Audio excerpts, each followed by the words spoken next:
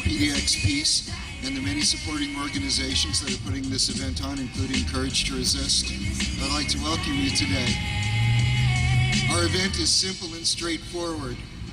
We're here to express our outrage and our courage and our resistance to what is happening in this world today and to our country today.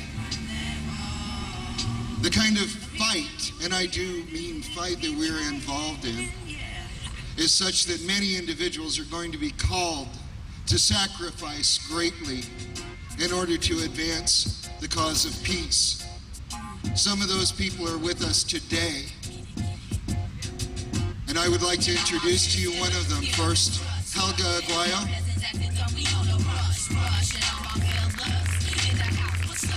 Hello, Portland. How's everyone today? Ready to march? Oh, you guys can do better than that. Ready to march? That's great. My name is Helga, and I've seen some familiar faces. My husband is Agustin Aguayo. He recently just got out of prison for refusing a second deployment to Iraq. Before being convicted, he was facing 7 years in prison. He ended up serving an 8-month sentence. He's a conscientious objector, and we've been fighting the military for over 3 years now for him to be recognized as a conscientious objector, and have been denied by the military, the federal courts, the courts of appeal, and our last step, and we're deciding if we're going to do that, is go to the Supreme Court. I learned early on when we started, this endeavor, if I can call it that, it was all about saving Augie. But we realized really quick that it wasn't just about Augie. It's not just the Aguayo family fight. It's not just the Watada fight. It's not just the Daryl Anderson family fight. It's all our fight, because this war is wrong. All wars are wrong. And we need to stop this, plain and simple. And the best way to do that is by stopping people from joining the military. And that's one of our missions. My husband and I, we go out to the high schools, and we participate with the Vets for Peace in the LA chapter, and go in there and show them the Arlington West film and speak to them about our experiences. And just tell them about our experiences, and that's enough for those high school students that are at risk to realize that, maybe there's something better out there. Maybe there's a better way to serve your community and your country. Well, we're honored to be here, and we're so happy to be here and share our story. And all of you that are here supporting us, supporting all the soldiers that resist in their own way, need to see this support, because without you, it's very difficult. We couldn't have done what we've done without the support of every single one of you, knowing that there's people out there, a community that's will receive us with open arms, that are there to support us through the tough times. It's been really difficult for us, but we're still here, we're still standing. No justice, no peace. U.S. out of the Middle East, no justice, no peace. U.S. out of the Middle East, no justice, no peace. U.S. out of the Middle East, no justice, no peace.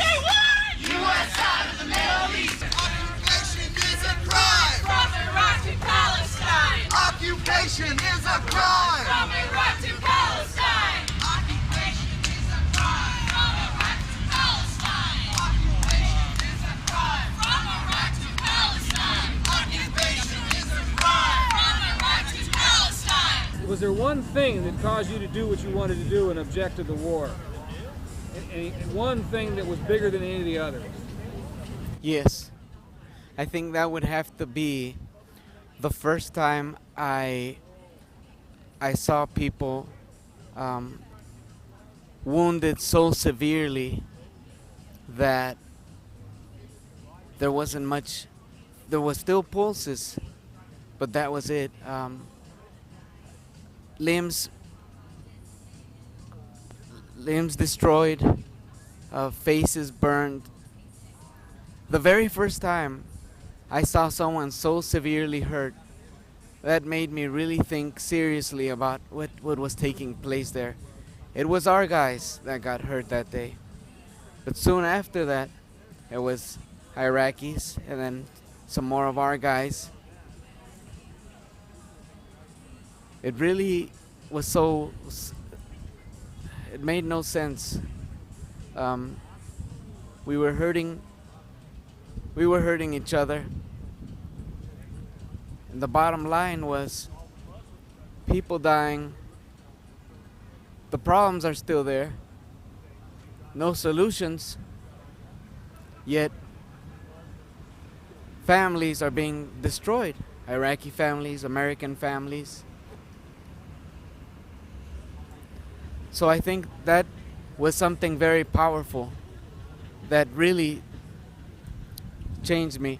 Of course, before that, I had grown, I had become very uncomfortable with the violent training I was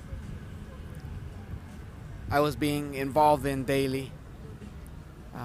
But being in Iraq, seeing my friends die, seeing Iraqi civilians die, nothing, I mean, that was the reality of war for me. It's horrible consequences because empires decide to take on these endeavors in the name of good.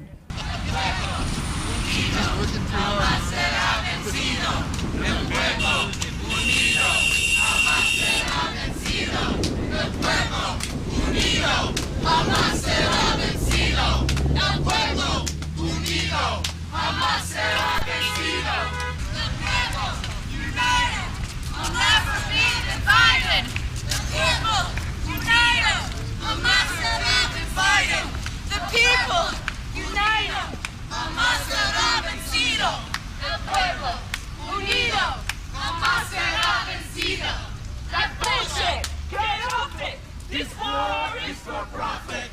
War and occupation will never bring liberation. That's bullshit. Get off it. This war is for profit. War and occupation will never bring liberation. That's bullshit. Get off it.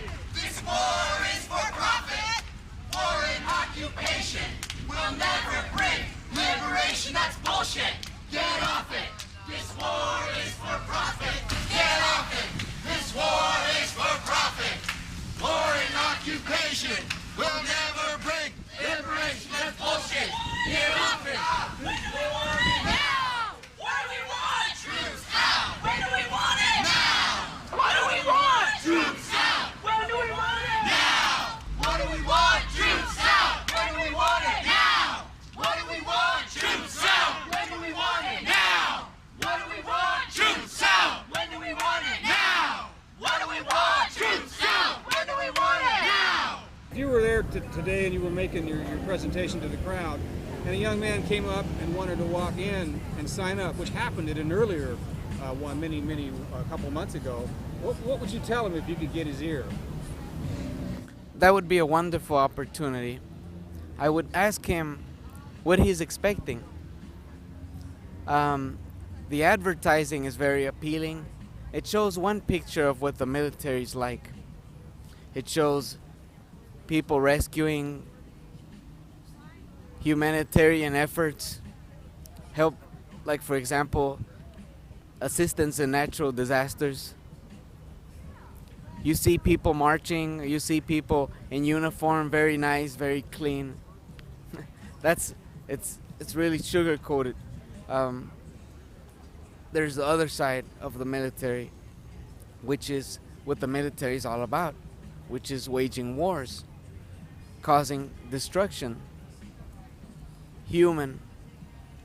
So I would try to get his attention and see what it is he's thinking of, why it is he wants to join.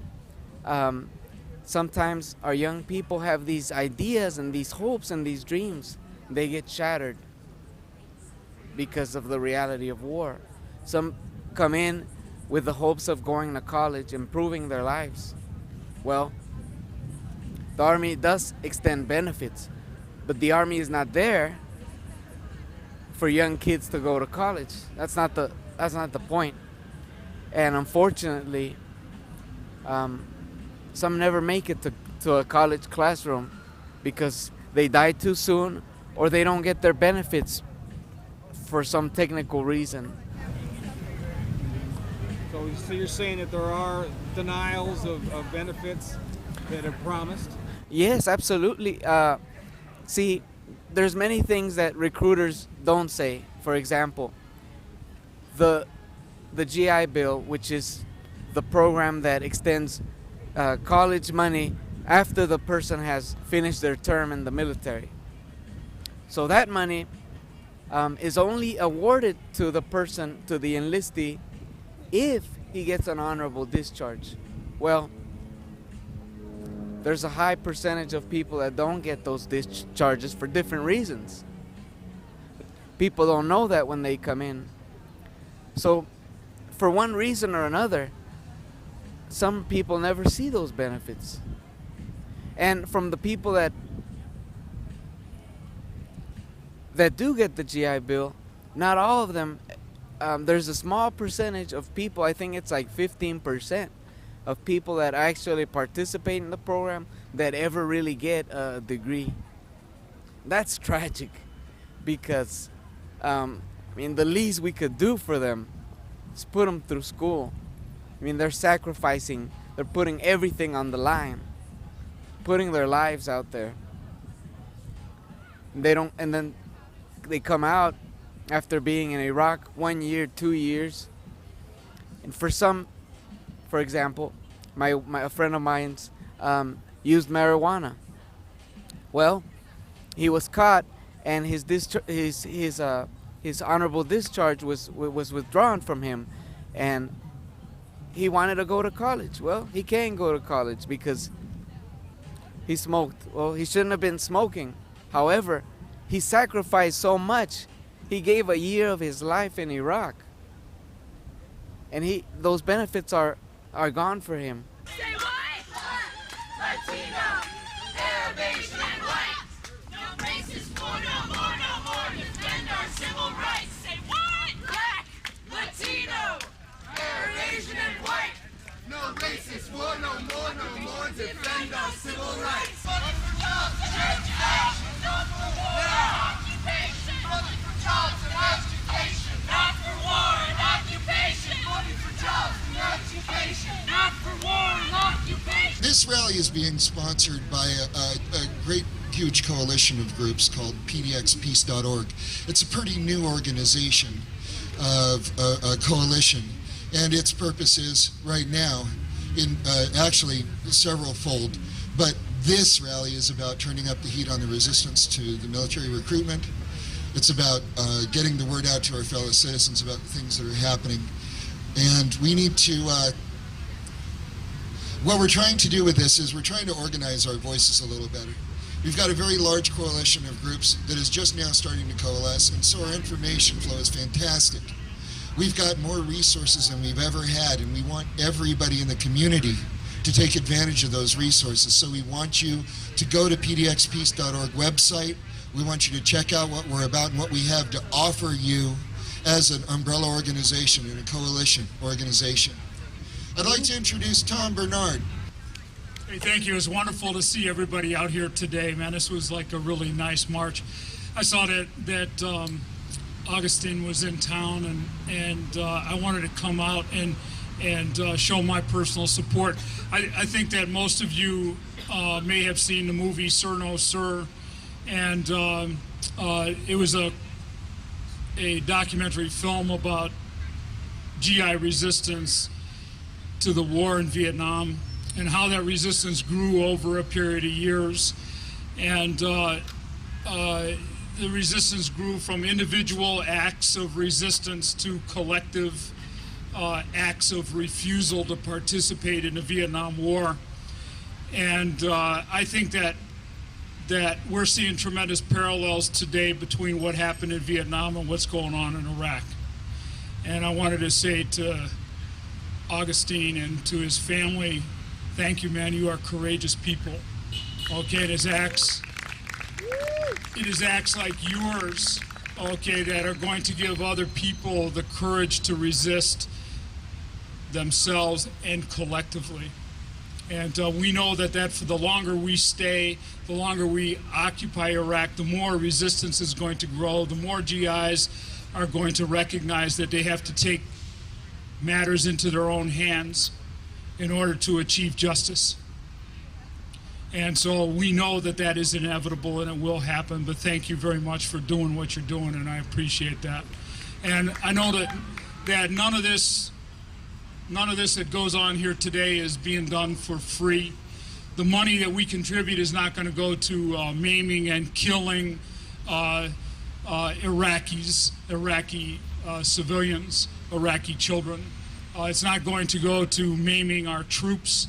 In fact, I wish we could get our hands on all those young people that are enlisting in the military today and ask them, do you realize what it must be like? Are you prepared to come back and live a life worse than death, okay, for the rest of your life? Are you prepared to come back a human vegetable? Because we know that is an outcome that is happening day after day, time after time, again and again. And it provides all the impetus in the world for us to continue this. And I just wanted to say that I know when I was in Vietnam, that it was demonstrations like this that gave us energy. Everything that we heard about gave us the courage to do what we did and what we needed to do to end that war. So we got to continue. Whether demonstrations are big or small, we got to stay out in the street and make it happen. I would like to introduce Lori, who is a lead organizer for Courage to Resist. And please, Lori, come up. I feel a little silly standing in front of a mic since we're all so small. We could just kind of huddle up and strategize about how to end the war. One thing that I know we can do is we can support GI resistance, because GI resistance can end the war. When troops refuse to fight it, the war can continue. That paired with counter-recruitment, I can't think of a better way to spend my time trying to end the war. Not that there aren't great ways to end the war, but that's what I choose to do. One of the reasons I choose to do that is because it's really hard to find hope sometimes in this struggle. The war has been going on for, 4 years now? When these individuals step up in such adversity and make such a courageous stand and put everything on the line, that's inspiring to me. That's hope. So that's why I do what I do. What is Courage to Resist? We're an organization that primarily supports the soldiers who publicly refuse, but it's not limited to that. When I say GI resistance, I hate this. What do I mean? There's all forms of GI resistance happening right now that we don't even know about. We know about Agustin Aguayo, I hope. We know about Aaron Wattada. We know about a lot of the people that are on the Courage to Resist site. I can shout their names out. Mark Wilkerson, he's still in Fort Hood serving a 7-month sentence. He should be out soon, hopefully, but you can write him letters. There are many ways that soldiers are resisting. They're blogging, they're talking to each other, they're calling the GI Rights hotline. But what I want to know is, are we ready for more of them? Are we ready to step up to support them? Because they're putting everything on the line. They've got families. They're doing jail time. It takes money. This isn't a fun pitch, but if you want to drop more money in the bucket, it's really a challenge. It's like, are we ready to support them? Because it's growing. Iraq Veterans Against the War, their membership is increasing by the day. I don't know if people are following it, but there's a bus tour happening on the East Coast right now of combat veterans visiting bases, and they've been arrested a couple of times. There's the up on, I don't know where the banner is, there's all these faces of the public resistors. There's so many more that we don't know about. But if they do choose to step up and take the same kind of stand, which isn't necessarily better, people resist in different ways, but if they do that, are we going to be there for them? It's more than going to a rally. Has anybody heard about Eli Israel?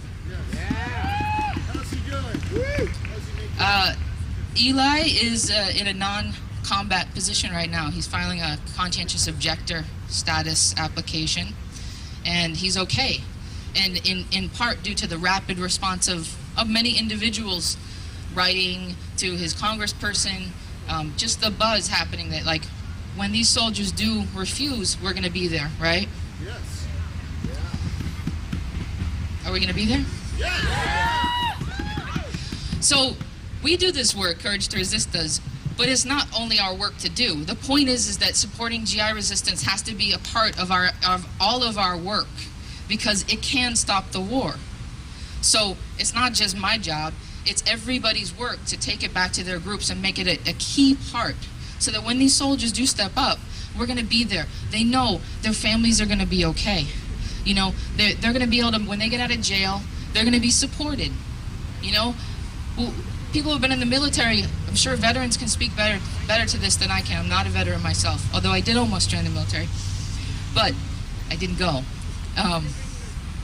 Not through any smart thing by me, I just got into trouble. You know, when they've been in the military 3, 4, 5 years, just because the court-martial's over and the jail sentence is done, it doesn't mean that they're out of the woods. It doesn't mean that things are over. The transition is incredibly difficult. We need to create a community of support for these resistors, not just on the West Coast, not just on the East Coast, but everywhere. So we have to popularize war resistance as you know, as something that's courageous, but also something that's sustainable. You know, that when they do this, that we're going to be there for them. So I've rambled for too long. Thank you for listening to me. If you want to receive updates about resistors, I encourage you to sign up on the sign-up sheet over at the table there. We send a couple of newsletters a month. Check out the website, couragetoresist.org. Talk to me after if you want to know more that you don't know about, and talk to each other about how you're going to better support war resistors. Thanks. We need you to join us in creating an anti-war movement in Portland. And I just really want to talk about, like, what do we mean when we say an anti-war movement? We want to build an anti-war movement. You know, I think first we have to understand what we're up against. You know, we are confronting an empire. We are confronting a massive superpower empire. Okay, that's scary. You know, it's scary. But on the other hand,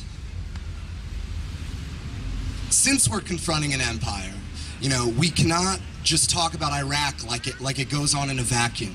So we have to connect struggles all over the place. We have to talk about the coming war with Iran. We have to talk about the struggle for Palestine. And we have to talk about the struggles at home, too. We have to talk about immigrants' rights.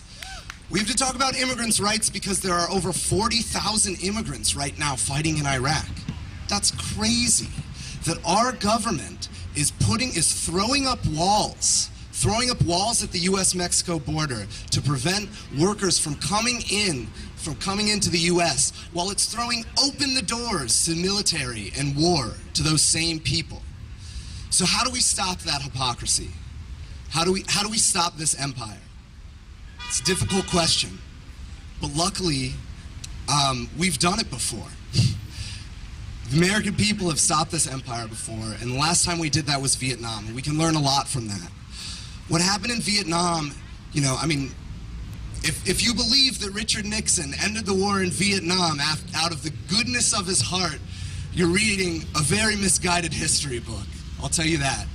The war in Vietnam was ended by thousands of people coming out protesting, large and small protests. It was ended by the Vietnamese resistance, which put up an incredible fight against the greatest superpower in the country. And to top it all off, it was ended by resistance within the military that made it ultimately impossible for the U.S. to continue its imperial aims. When the military refuses to fight, the U.S. government can no longer wage war. No longer can. And today we're starting to see the beginning of that kind of movement. Just the beginning. We've got an incredibly courageous individual with us today, Agustin Aguayo, who's part of that beginning. Iraq Veterans Against the War, I think they're up to something like 450 members right now, 500 members. They just started their first first chapter on an active duty GI base. You know, Lori talked about Eli Israel, so I won't get into him. But recently he walked up to his commanding officer in Iraq and said, I'm not going to participate in this illegal, immoral war anymore. And that's incredible. But like Lori said, the resistance in the military can only grow if the anti-war movement at home grows with it.